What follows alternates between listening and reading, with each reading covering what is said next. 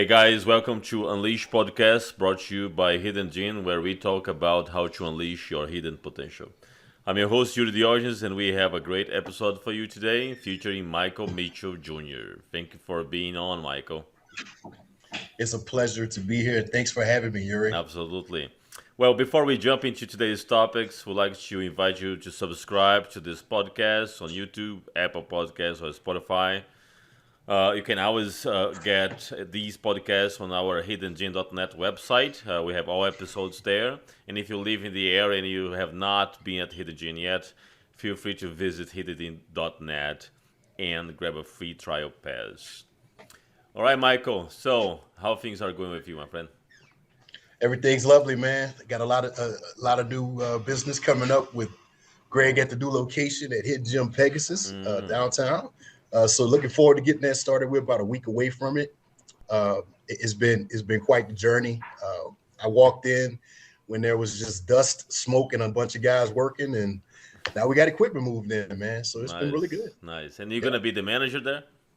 Yes, sir. I'll be the general manager. I'll be in charge of the facility and making sure personal training is executed properly and everybody's walking out happy. Nice. And since you brought up this topic, with your experience, what makes Hidden Gene experience for the client so special when compared to other places? Greg has nailed the ability to bring all communities together, meaning anyone from 80 years old to advanced bodybuilder. You put them all together in the same room and we all get along. You just don't find that. It's an either or in gyms. Either you got one side that's just pretty lifestyle and not really welcoming to the bodybuilder community, or you got the bodybuilder community that kind of makes it a little tougher on a lifestyle client, but he's found a way to bridge it, and we're all happily playing in the sandbox together. Yeah. So yeah, that experience and to me, the best in customer service. I mean, we just don't let up on our members and making sure that they're enjoying the experience and keep giving them a reason to stay around and look forward to coming back for the next session. And you only mentioned two communities, but there are way more than that Hidden Gene cover, right? Because there is also the powerlifted community, the Yes. CrossFit and everything, and they all feel at home. We all play together. It's no egos involved, and I've seen people kind of dragging in a little bit, and they look around and they see a guy clinging weight, or someone overworking hard, and now they're inspired. So yeah. Now tell me a little bit more about your background. You come from bodybuilding roots, pretty much, or did you do some powerlift as well? So I initially, my love initially started with bodybuilding. Young, 17, playing sports as well. I was involved with the YMCA in New Orleans. My first taste was powerlifting. I had a really good coach by the name of Willie Floyd. He kind of got me into it.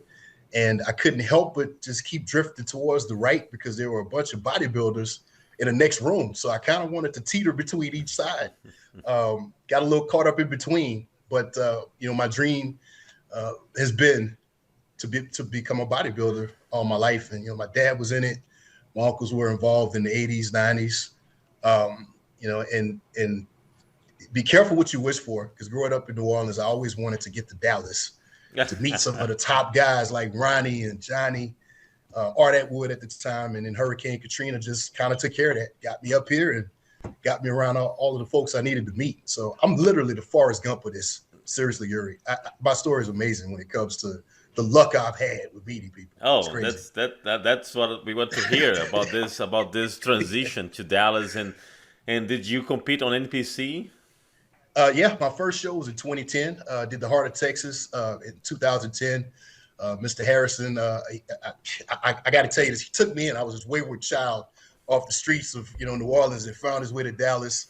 And he kind of just led me to the stage, and we kept in contact over the years. Greg was actually one of the expediters at that show, and that's how I met Greg.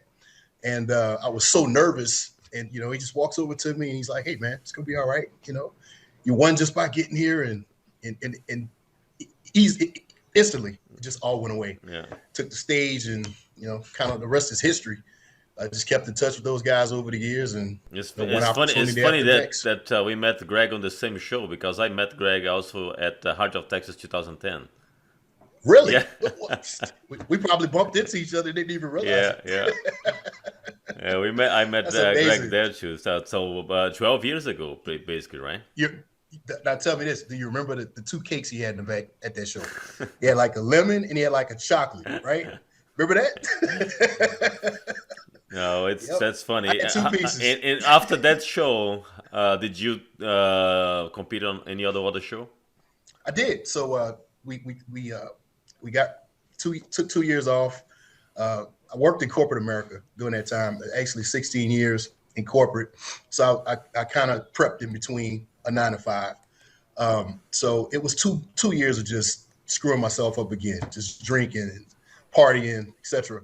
And then I ran into a young man at the time. I had a second job at Gold's Gym in Dallas, Arapahoe Road. There was a guy that used to come in. Long story short, he competed several times. He was prepped by Armand Adib. Did his first couple shows with him.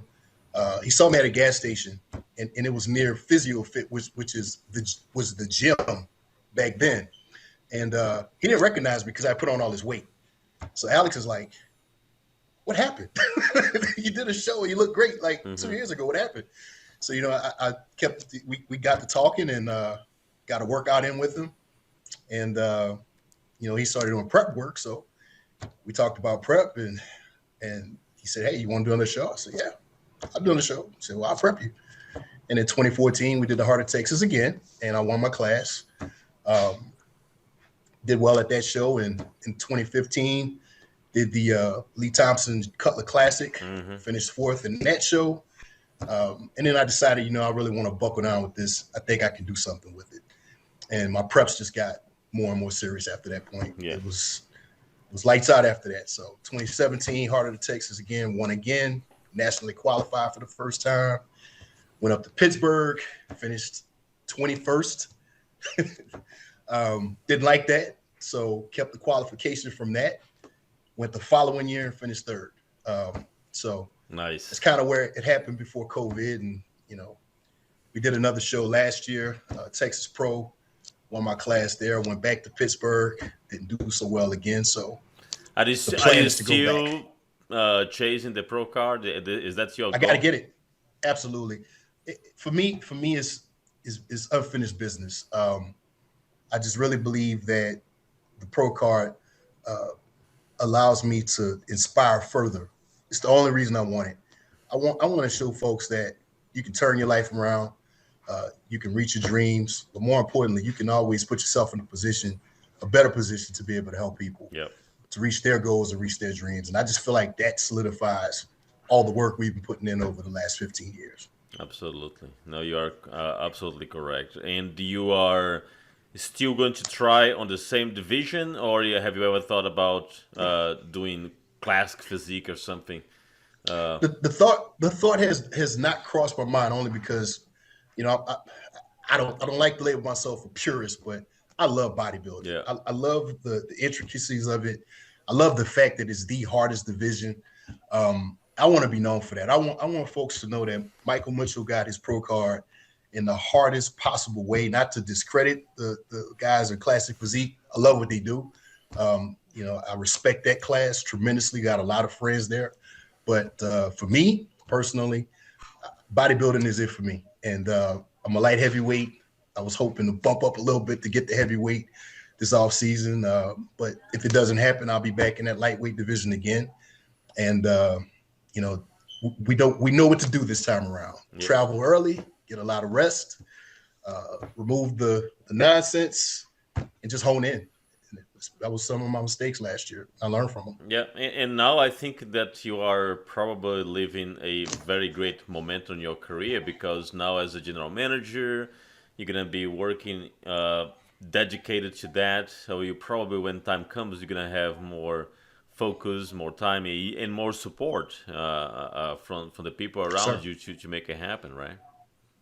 Hey man, when you walking into a gym, and Steve Kuklo is encouraging you on your next show, you're hitting double back shots for Steve, and Max is there and all of the big guys are around. It's, you can't lose. And I feel like the last couple of preps, I didn't have that environment. I was in an office or, working from home, and now I'm back in the gym. So it's, I'm walking into the kitchen and, Greg's eating, Connor's eating, somebody's doing something toward the goal. And it's, I can't express enough how much that helps you mentally to constantly see people engaged in doing what's necessary around you.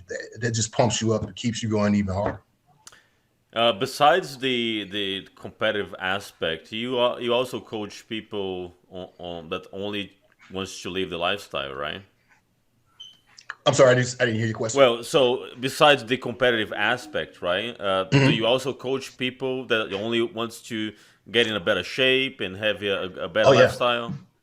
oh yeah. Those are my favorites. Um, I had a client. I met her at a.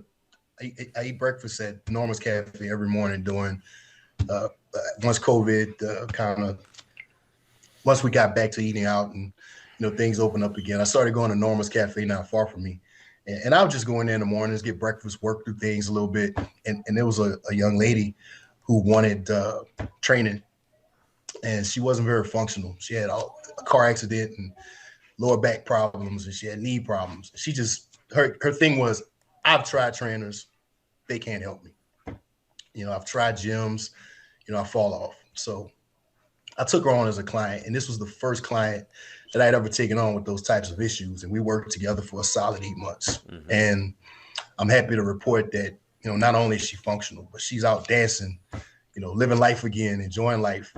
Um, for me, that makes me a little bit more accomplished than just working with the genetically blessed athlete, someone who's in tune with this and knows their way around. I like the folks that we have to actually educate, take to the table, people that are concerned, asking questions. To me, is it's a little bit more gratifying. I feel like it's I've definitely done my job when I've taken someone from the ground up on the lifestyle side. Yep. It just means so much more to both of Hmm. us to see that accomplishment. Now, in the beginning, you were saying that after the first show, you kind of let it go for a little bit for 2 years. What Yeah, happened during that time that you derailed from your main goal? I allowed the stress of corporate America to get the better of me. Um, the ability to sidestep the put the phone down and stop working all night long and get to the gym, get that meal in.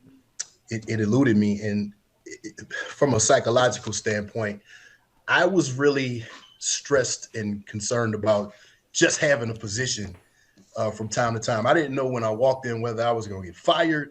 I had one of those bosses, and we were in the transition period at the company during those years. I was in the ATM business, ATM processing, and we started as a small company. And as time went on, we became a very large company from 50,000 ATMs to over 100,000 ATMs in 4.5 years. So a lot of that pressure fell on my department. So it was a lot of late nights. Instead of going to the gym, I'd rather go to the bar again. Yeah. It turned into that. So, fortunately for me, anytime I've fallen off, um, I've been blessed to have someone that does this out of nowhere that'll come along and help get me back on track. And I learned from that. And I learned that, stress is always going to be. It's just how we manage it and what better way to manage it. Yeah, And and you training. actually you brought up a good point, and I love the fact that you said I let the corporate American stress to get on me. So at the end of the day, you are not blaming the job; you are blaming your capacity to correctly handle it. Because at the end of the day, you should be the one that should be able to handle and be able to do the other things to keep your life well balanced. And at that time, That's you are right. not in the right mindset to do that. That is correct. That is correct. So as a man thinketh, so he does. That is very, very true. I just think we get into positions sometimes in life where we get into that downward spiral where, you know, things attach and there's a compound effect. But at some point, we have to stop ourselves. At some point, we have to take inventory of the people in our lives, the surroundings, situations, And if you can't figure it out yourself, that's why we got people like you, Yuri, and Greg to talk to and reach out to, help pull us back on track. Well, but I loved. And I a really. great wife, by the way, too. Thank you, my friend. Well, I really like the fact that you did this is self assessment, and you basically said, where can I get better? Where can I improve? You have people that definitely brought you back, but you also, as you said, you learn a lot from it, and you can now detect if something is going south. You're like, oh, wait a minute, I need to readjust here and there, right? Oh yeah, oh yeah. You know when you're going too far now, Yuri. Yeah. You know it. Well, We because know now. the temptations are there, right? I mean, mainly, Every yeah, day. every day you face a new temptation and you face something that is challenging, and for you to talk to those things with your clients is very powerful because they probably look at you and say, "Well, this guy never made a mistake," and you are like, "Well, Oh not yeah, at all. I made a bunch of yeah. mistakes, right?" Plenty, Yeah. plenty. I love pulling out those before after pictures too. Like I have before after pictures like 3 times in my life, so it's great to show for. And you know what, Yuri? I love to show people the what's behind the curtain.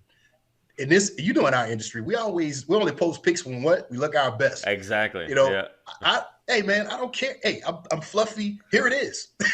Yeah. Here it is. Because we know we're gonna put the work in to get back where we need to be. And I'm around a 12-year-old that eats pizza.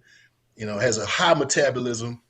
He does what he wants, and I'm like every day pizza or something to tempt me, really, man. But he's like, hey, you'll be fine, Dad. You know what to do. I tell you, Yeah. it's a fight. It's a struggle.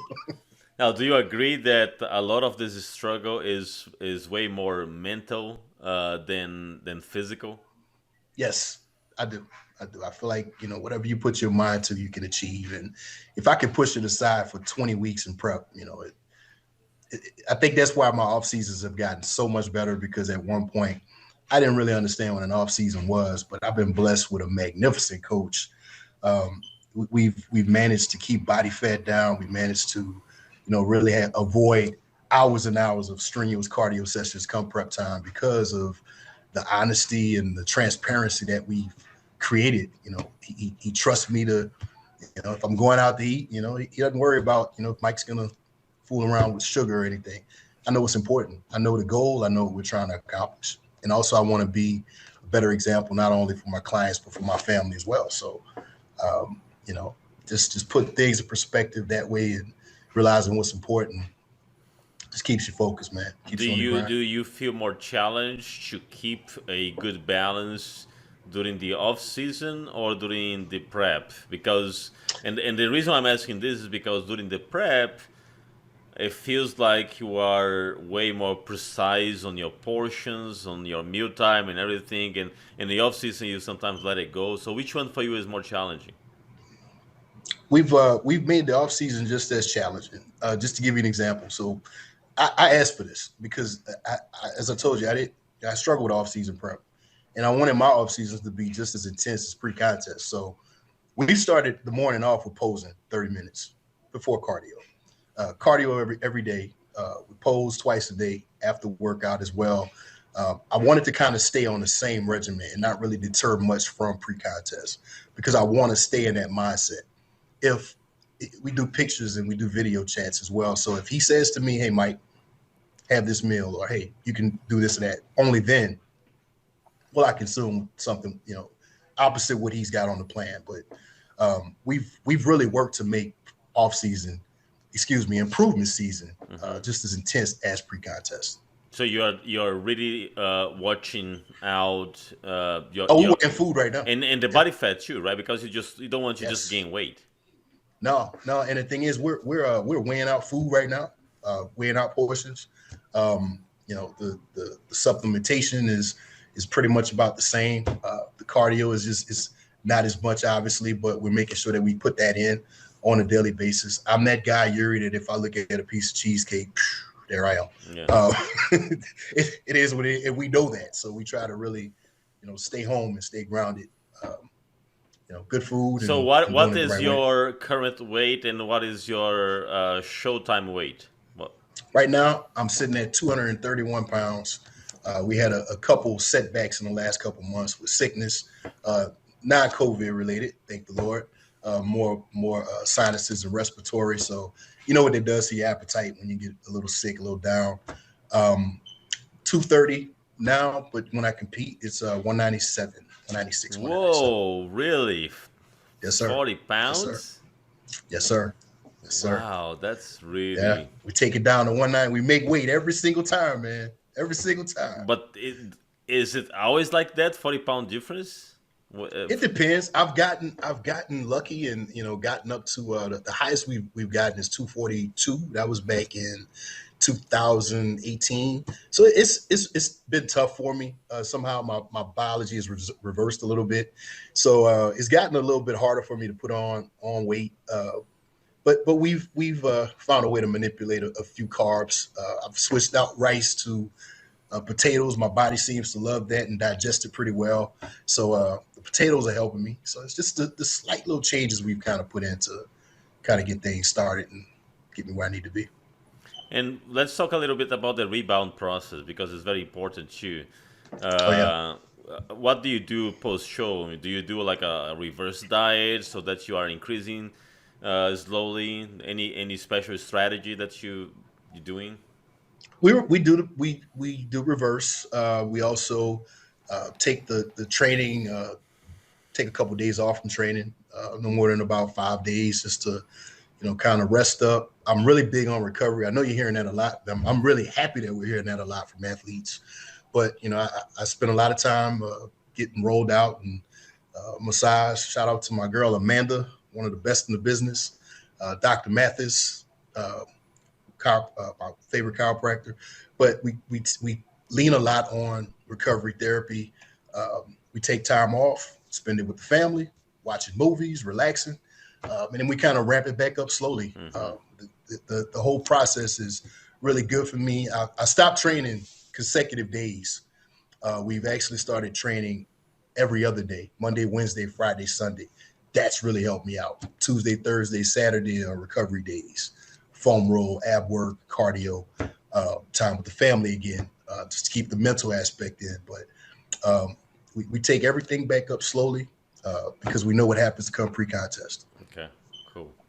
Now Yeah. let's switch gears a little bit on this last part, and let's talk about uh, some advice that you could give for the beginners that are training and they want to compete and they want to get into this.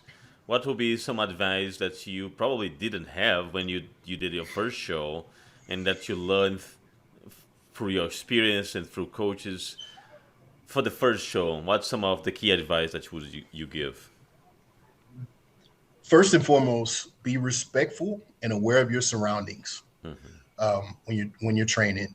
From the check-in to the locker room to getting out on the floor, be very aware of everyone around you.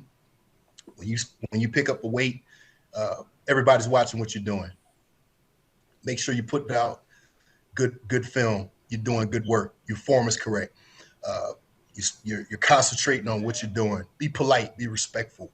Um, outside of just the training aspect, it's all in how you carry yourself that brings more opportunity.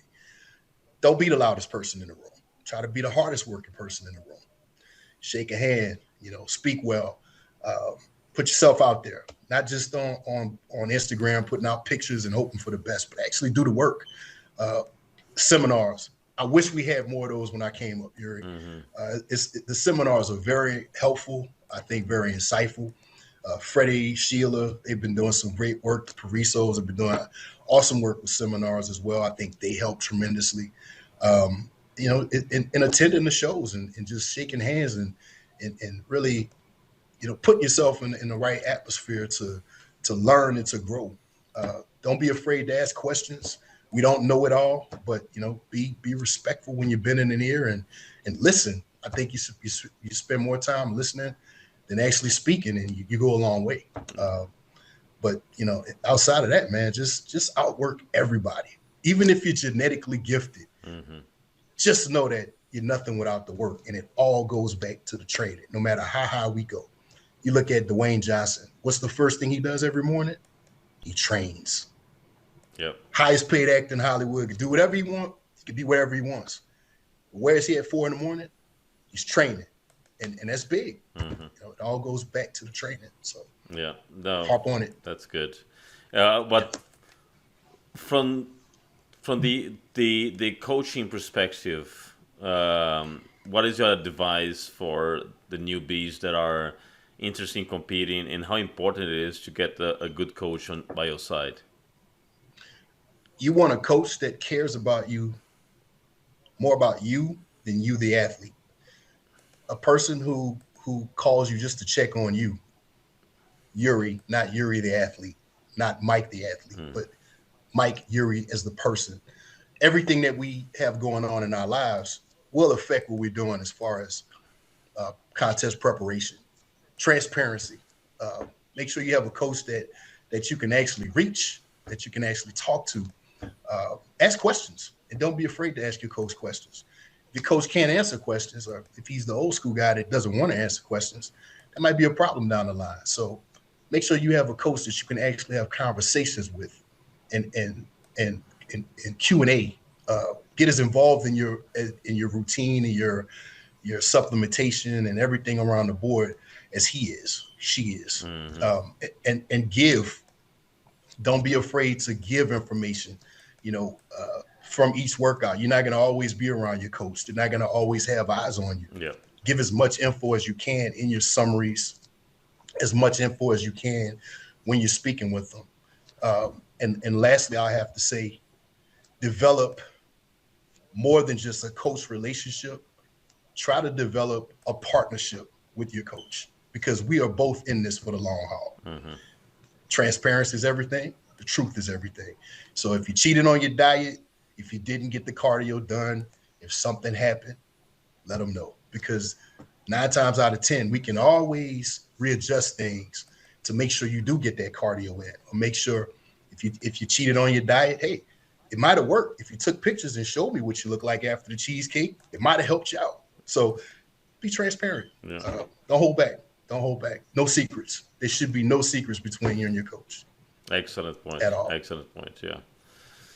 All right, my friend. This was a very good episode, a very great chat. Really good to learn more from your experience and the struggles and everything. So I really appreciate you taking the time to record this and be very open to share your journey.